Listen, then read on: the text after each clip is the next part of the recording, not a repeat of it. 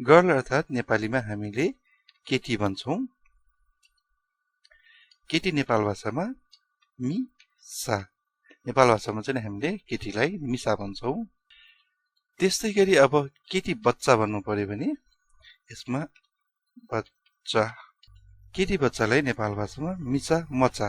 म चा छा भएछ के आएको यस्तो म चा। अब यस्तो भयो भने यहाँ के गर्नुपर्छ भन्दाखेरि स्ल्यास एक्स गर्नुपर्छ एउटा मचा। अब यसरी आयो मिसा मचा।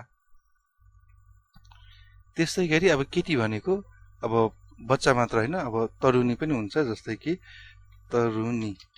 तरुनी भन्नु पर्यो भने ल्यासे ल्यासे। त्यस्तै गरी केटी मान्छे तरुनी मात्र होइन, बुढी पनि हुन्छ। बुढी। बुढीलाई बुढी भन्छौं हामीले, बुढी। तपाईको ठाउँतिर के भनिन्छ भन्नु होला।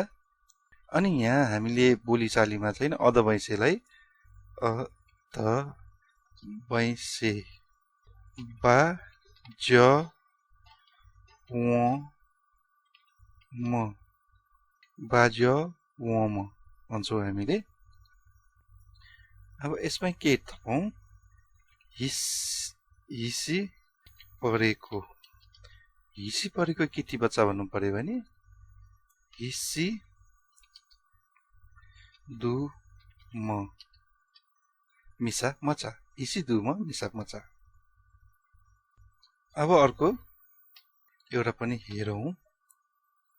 अब हँसिलो केटी। हँसिलो हँसिलो केटी भन्नु पर्यो भने न्यू ख्वा व म। न्यू ख्वा व म मिसा अर्थात् हँसिलो केटी, हँसिलो मुहार भएको केटी। त्यस्तै गरी अब हँसिलोको सट्टा अँध्यारो।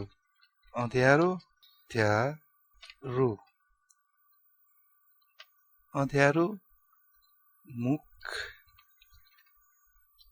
भएको केटी। अब यो न्यूको सट्टा ख्यू। ख्यू ख्यू ख्वा व म मिसा अर्थात् अँध्यारो मुख भएको केटी। अर्को पनि अब एउटा दुईटा अर्को इक्जाम्पल हेरौं। जस्तै कि दुब्ली। दुब्ली केटी भन्नु पर्यो भने गौसीम। गौसीम गौसीम मिसा।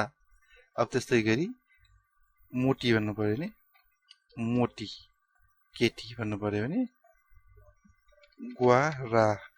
ग्वारा म मिसा। त्यस्तै गरी अर्को अलि चञ्चली। चञ्चली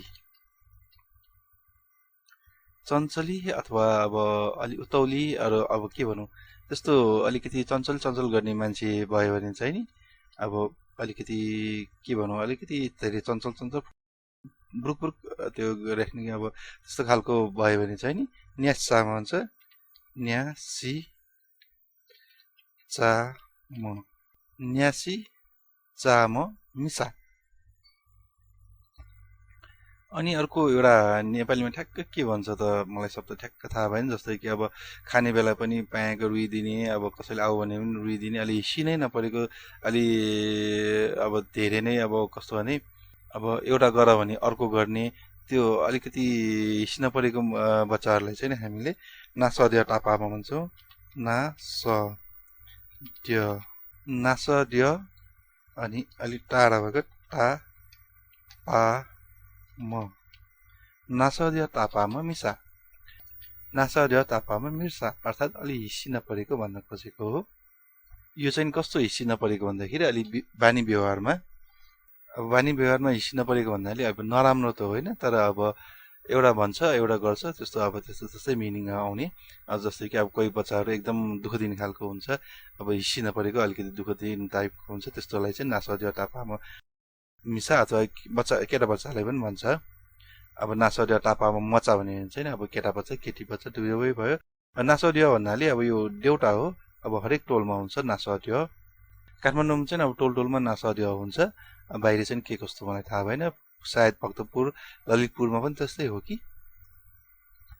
अब आजलाई यति नै गर्नु पर्ला। तपाईहरुको पनि मनमा केही क्वेशनहरु छ, केही अब कुरा सोध्न मन लागेको छ भने कमेन्टमा कमेन्ट गर्न सक्नुहुन्छ र म त्यसको रिप्लाई सक्दो छिटो गरिदिने छु। प्राय जस्तो म यो च्यानलमा हप्ताको एकचोटी मात्र यसो खोलेर हेर्ने गर्छु।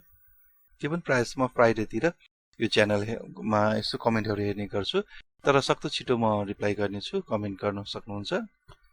त्यस्तै गरी तपाईले हाम्रो च्यानल राम्रो लागेको छ, हाम्रो च्यानललाई मद्दत गर्न चाहनुहुन्छ भने तपाईले यो भिडियो सोशल मिडियातिर यो नेवा ग्रुपतिर शेयर गरिदिन पनि सक्नुहुन्छ। अथवा मलाई चिया कफी खुवाउन चाहनुहुन्छ भने क्यूआर स्क्यान गरेर, खल्तीको क्यूआर स्क्यान गरेर चिया कफी पनि खुवाउन सक्नुहुन्छ। Thank you. शुभ